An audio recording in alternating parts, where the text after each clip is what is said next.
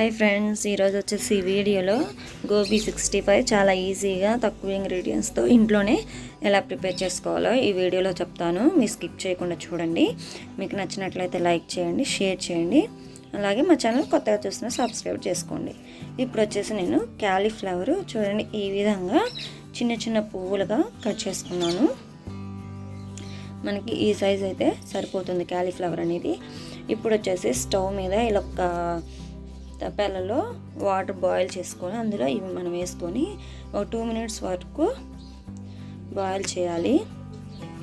ఇలా బాయిల్ చేయటం వల్ల అందులో ఏమన్నా పురుగులు అలా ఏమన్నా ఉంటే ఈజీగా చచ్చిపోతాయి కాబట్టి మనము శుభ్రపరచుకోవాలి.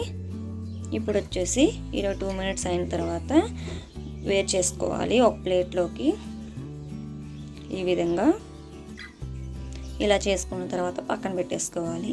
ఇప్పుడు ఇలా ఒక బౌల్ తీసుకొని అందులో కార్న్ఫ్లోర్ వేసుకోవాలి. ఒక 5 స్పూన్ల వరకు కార్న్ఫ్లోర్ వేసుకోవాలి.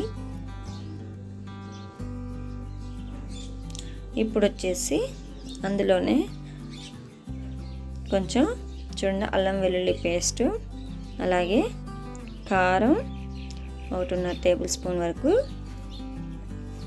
కారము, అలాగే గరం మసాలా ఒక 1/2 టేబుల్ స్పూను, రుచికి సరిపడినంత సాల్ట్, సన్నగా తరిగి పెట్టిన కొత్తిమీర యాడ్ చేసుకోవాలి. తర్వాత వచ్చేసి ఇందులోనే ఆయిల్ కూడా యాడ్ చేసుకోవాలి ఫ్రెండ్స్. 2 టేబుల్ స్పూన్ వరకు ఆయిల్ వేసుకొని ఇవన్నీ కూడా పిండిలో మొత్తం కలిసే విధంగా కలుపుకోవాలి. ఇలా బాగా కలుపుకున్న తర్వాత ఇందులోని కొంచెం కొంచెంగా వాటర్ వేసుకుంటూ మనకి పకోడీ పిండి చేసుకుంటాం కదా, ఆ విధంగా మనకి చేసుకోవాలి. అంటే తిక్కుగా ఉండాలి, జావగా కాకుండా తిక్కుగా ఉండాలి పిండి అనేది. మీకు జావ అయితే కొంచెం పిండి వేసుకోండి. నాకు జావ అనిపించింది, అందుకని చెప్పేసి ఇవి కలిపిన తర్వాత నేను కొంచెం పిండి వేసుకుంటున్నాను. మీకు అంతా కలిపిన తర్వాత అయినా కానీ కొంచెం జావ అనిపించినట్లయితే మీరు కొంచెం కార్న్ఫ్లోర్ వేసుకొని మళ్ళీ తిక్కుగా చేసుకోవచ్చు. ఇలా ముక్కలన్నిటి పట్టించిన తర్వాత మిరియాల పౌడర్ కూడా మీరు ముందే వేసుకోవాలి. నేను ఇప్పుడు వేసాను. వేసుకొని బాగా కాగే ఆయిల్లో ఈ కార్న్ఫ్లోర్లో చేసుకున్న గోబీని ఇందులో వేసుకోవాలి ఫ్రెండ్స్. వేసుకొని మనం మంచి కలర్ వచ్చే వరకు ఫ్రై చేసుకోవాలి. మీడియం ఫ్లేమ్లో ఉంచుకొని ఈ క్యాలీఫ్లవర్ని మంచిగా ఫ్రై చేసుకోవాలి.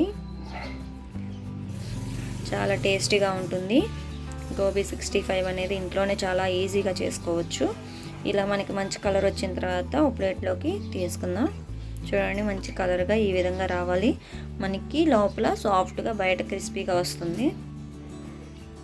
ఇప్పుడు ఒక కళాయి పెట్టేసుకోవాలి. అందులో కొంచెం ఆయిల్ వేసుకొని అది హీట్ అయిన తర్వాత సన్నగా తరిగి పెట్టిన పచ్చిమిర్చి, అలాగే 2 రెమ్మల కరివేపాకు కూడా వేసుకొని మనం ఫ్రై చేసుకోవాలి.